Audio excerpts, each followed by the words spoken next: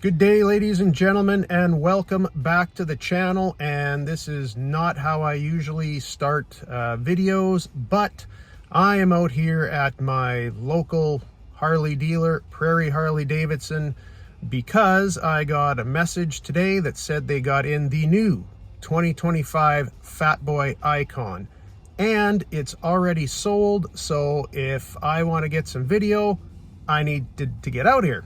And so I just came ripping out here after work, and I'm just doing everything on my phone. I'm kind of flying by the seat of my pants, but let's go in and get an up close and personal look at the new 2025 Fatboy Icon. Okay, so here it is, the 2025 Gray Ghost Fatboy Icon. This bike coincides with the Fatboy's 35th anniversary. And yes, I know what some of you are thinking. This does not look like the original Gray Ghost. Well, these Icon bikes from Harley are not meant to be replicas. They are meant to be tributes. And this is, of course, meant to be a tribute to the original Gray Ghost Fatboy that came out in 1990. Now, every Icon model they've come out with has been based on a current platform, and this Fatboy is no different. Other than cosmetics, this bike is almost exactly the same as the regular Fatboy, with one small difference that we will get to. We still have the chopped fenders, the big wide tires with the slotted wheels, and the big chrome nacelle out front. And so far, from what I've seen and heard, this bike is very polarizing. People either seem to love it or hate it. Also, this bike is a limited edition. There are only 1,990 being sold.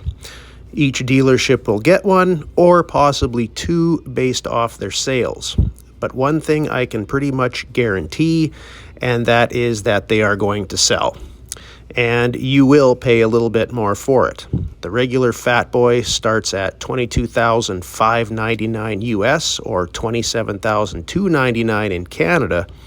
The Fatboy Gray Ghost starts at $25,399 US or $31,299 in Canada. So the first thing that is going to stand out is, of course, the color.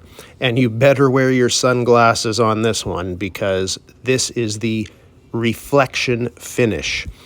This bike looks like it was dipped in chrome, which is going to be a little too much for a lot of people. I thought Harley would go with a gunmetal type gray. I was not expecting this mirror finish. But this is not actual chrome. This is PVD, or physical vapor deposition. This is a coating process where a thin layer of material, usually a metal, is deposited onto a surface, typically in a vacuum from a vaporized source. And as this is not chrome, do not use a chrome cleaner on this. No harsh chemicals or materials. Also, you'll notice no pinstriping or anything else. Just the simple reflection finish. Now the engine. This is the same engine as the regular Fatboy. This is the Milwaukee 8 117 cubic inch engine. Now, I said that there is one small difference other than cosmetics between this bike and the regular Fatboy, and that is the performance of this engine. This engine has a round air cleaner, and that is because the 1990 Fatboy had a round air cleaner as well.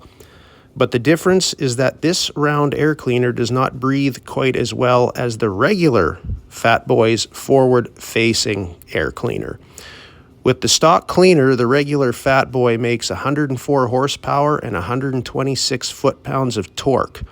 The Gray Ghost Icon model puts out 101 horsepower and 122 foot-pounds of torque. That's a difference in power of 3 horsepower and 4 pounds of torque. Now, this is something I did not expect Harley to do on this bike, but they did, and that is paint the frame. The 1990 Fatboy had a gray painted frame, and I expected the company to just stick with their regular black frame, but good on them for doing that little extra. I guess if you're pretty much making the bike entirely chrome, you kind of want to stick along those lines. We also have a chrome electrical cover on this bike to keep with the overall look. I guess a black cover like on the regular Fatboy would look pretty out of place on this particular model. Now for the tank badge, and I am happy to report that Harley used the design of the classic double wing logo, and to be honest, I was a little worried they would put on the current badging. The original was basically designed for a more military or Air Force vibe.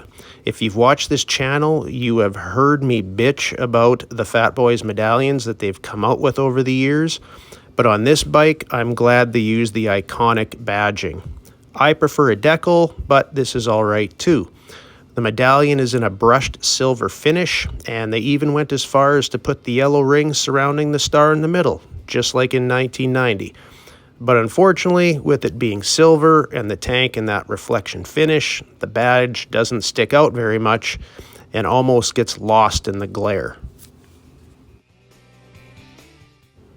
Next, we come to the yellow accents on this bike. These were present on the original Fatboy, and they have gone ahead and done it on the Icon model as well. We have yellow on the cylinder heads, the tank badge, and the dash medallion, the air cleaner, the timing cover, and the derby cover. There's even a little yellow in the writing on the small badge on the rear fender. Now, the reason for these yellow accents, or rings, on the 1990 Fatboy could be for one of two reasons. The simple answer is that it was just done to provide a little contrasting color on the bike. The other is a little more of an urban legend. Some will swear that the yellow was put on the bike to mimic the rings on the 2 atomic bombs dropped on Japan in World War II.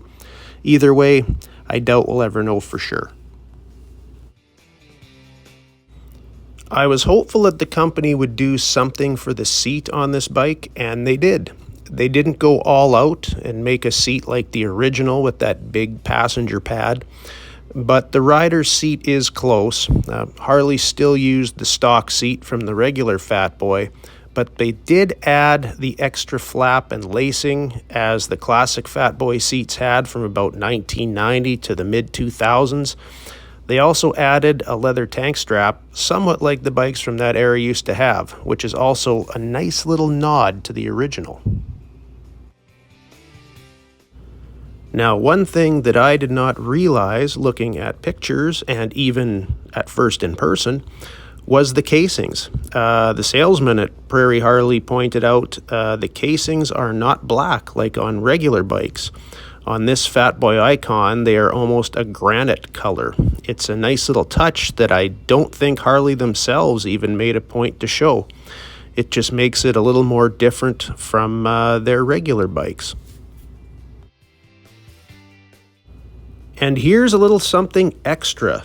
Notice the banners the bike is sitting on? These are the original banners that were supplied to the dealership when the original Gray Ghost Fatboy first came out in 1990. The owner of the dealership here had found them not too long ago sitting in storage and thought they would be a nice little display item. And I actually wouldn't mind having my own. Unfortunately, I don't think they're for sale. So there you go, the 2025 Gray Ghost Fatboy Icon for the bike's 35th anniversary. What do you folks think about it? Obviously, there are things they could have done to make this a little more like the original. It would have been nice to see the old style headlight and solid wheels, but like I said before, this is meant to be a tribute, not a replica. I'm still a little unsure how to feel about all the chrome styling. I mean, I like chrome, but this might be a little much.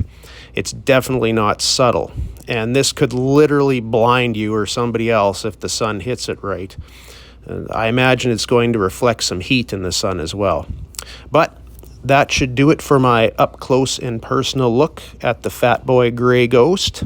Let me know in the comments if you would consider getting one, and thanks for watching. I will see you in the next one.